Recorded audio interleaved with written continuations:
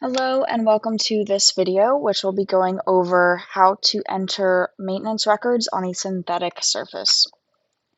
Once you get logged into racingsurfaces.net, you will see your site list and you'll navigate to the dashboard of the site you wish to enter for. Up at the top of our dashboard here, we shall see every one of our surfaces that are at our site. For this demo site, we have the training track set up as a synthetic surface, so I'll go ahead and click on that.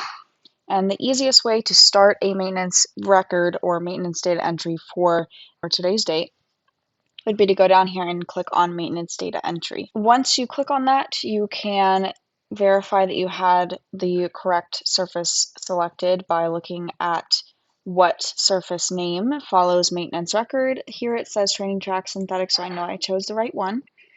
If you were entering for a previous day, not today's date, then you would click on this calendar button and you can choose any date previous from today. But I'm going to leave it on today's date since that's the date I'm going to enter for. So this top portion here is our overall daily data. So I will say whether or not we had training on the surface that morning. I'm going to click this box for yes. Whether or not it was a race day or a dark day, it was a dark day for what I'm filling out. This copy data from function I'll come back to in a little bit, but this is essentially just a really easy way to copy data from a previous day's record. It saves some time for those entering data, and I will show you an example of that in just a little bit. Moving down from there, I'm not going to put anything in race day since it is a dark day, but if it was a race day, you would enter what day of the meet it currently is, so day 1, day 2, day 3, so on and so forth. Here we did not have any breaks and maintenance for training, so I'm just going to put 0. You could leave this blank as well. And then again, since it's not a race day, we didn't have any races on the card that day, but here you would just fill out how many races were on the card that day. And if you wanted to leave a comment, you could. That would show up when you're searching for past records, but I don't have anything to add here, so I'm going to leave that blank for now. And once that is all filled out, we'll go ahead and press save.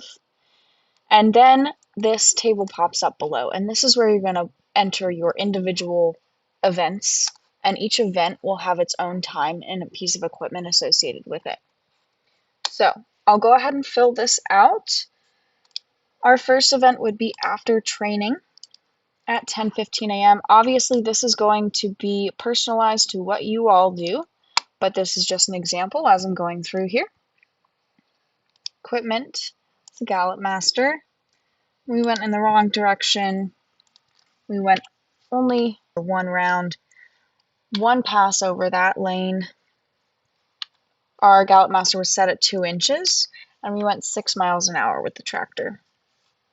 Once I have a row filled out, I'll go ahead and press Save Table.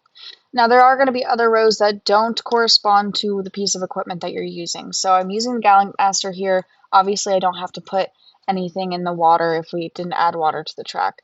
We didn't add any material to the track, so I don't have to fill anything out in here. If I did have any individual comments for this specific event, I could add those here. If you need extra space for that, you can just come down here to the bottom right-hand corner of the comments box where it has the 2 diagonal lines. If you hover over that, your mouse will turn to 2 arrows, and if you click and drag, you will have more and more and more space to enter your comment, but I do not need any of that, so there we go. Coming to our next event. Our next event was still after training at the same time, so I'm going to go ahead and use this copy previous row function. If I click yes on there, it automatically fills out everything that was in the row previous to it. It was still after training at 10:15, however, we were using the grader, so I'll change that. We were in the wrong direction still, and I'll go ahead and enter these. We went 1 round, 1 pass. It is a grader, so we don't need to fill this out since this is referring to depth of teeth being set. And our speed was 3 miles an hour. Great. Each time I fill out a new row, I'm going to go up here and press Update Table just so I know that it saves that row. And our last entry here is after training again, but it is at 12 p.m. Go ahead and select that, and we went back out with the Gallop Master in the wrong direction. We went 5 rounds across, 1 pass over each of those. We set the teeth at 2 inches again, and we went 6.3 miles per hour this time. Again, I'll go up here and press Update Table, and there we have it. We have a whole day's worth for a dark day entered. If you have any specific questions, go ahead and reach out to your administrator. They will be able to help answer anything that pertains specifically to your track. This equipment list here is customized per surface, so you may have a different equipment list for your dirt track versus your turf track versus a synthetic track. And so make sure to reach out to your administrator to help customize that. If there's any pieces of equipment that we need to add or remove, just let them know, and that's easily handled on their end. Okay, so now let's go back to this copy data from. I'm going to enter a data entry for yesterday. And we have it selected on the training track, so I'll press add and say yesterday was a race day, and race days typically have a lot more events than a dark day would. So I'm going to use this copy data from function and select the last race day we had and just start from there. Once I select the date, I'll press apply. Are you sure you want to copy the data? Yes, I am. Okay, so now we're entering for yesterday's date, which is April 21st. However, we're copying all the data from April 15th. So everything from below here is going to match what was on the record from April 15th. If we need to edit any specific area, we can easily do so, but as the first thing I'm going to do is press update, which saves this top portion, and update table, which saves this bottom portion, just because we had just changed something from when we copied the data, so I want to make sure that's all saved. If you need to change anything in here, we're going to change the race day because it's a race day in the future. So this is our 8th race day here. And it is a race day. We still didn't have training breaks. We did have training. And there were 10 races on the card today. So since I changed 2 things there, I'm going to go ahead and press update. And then you scroll down and you can change anything in between here. Now, if I'm scrolling through, we can tell we did not go out onto the track between the 2nd and the 3rd race.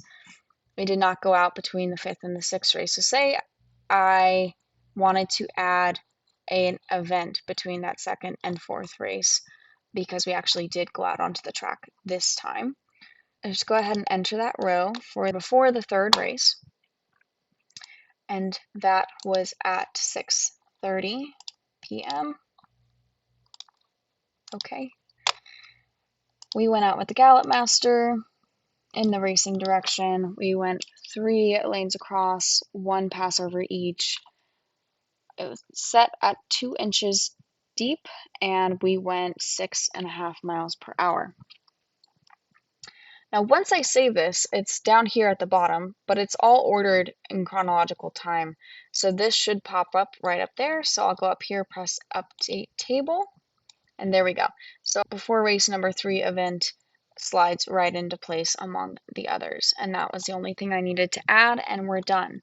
So this function, this copy data from, can save a lot of time, especially if you have similar patterns of maintenance on race days or on dark days. If you keep track of which days are dark or race days, then you can copy the data from those days, and it saves you a lot of time. The last thing I'm going to show you here is the paper forms that we offer that you can print out and fill out either throughout the day to enter at the end of the day. You can enter them in the next morning. You can hand them to somebody else to enter. You can take a picture of it and send it to somebody in your racing office to enter. But these are just a great tool to have. These paper forms are not required to be used. They are required to be entered into the MQS if you're a HISA surface. However, these paper forms can be a great tool to save some time as well. And if you need these paper forms, just reach out to your administrator and we'd be happy to send them to you. That is all I have for this video today, so thank you, and if you have any specific questions that we did not touch on today, make sure to reach out to your administrator. Thank you.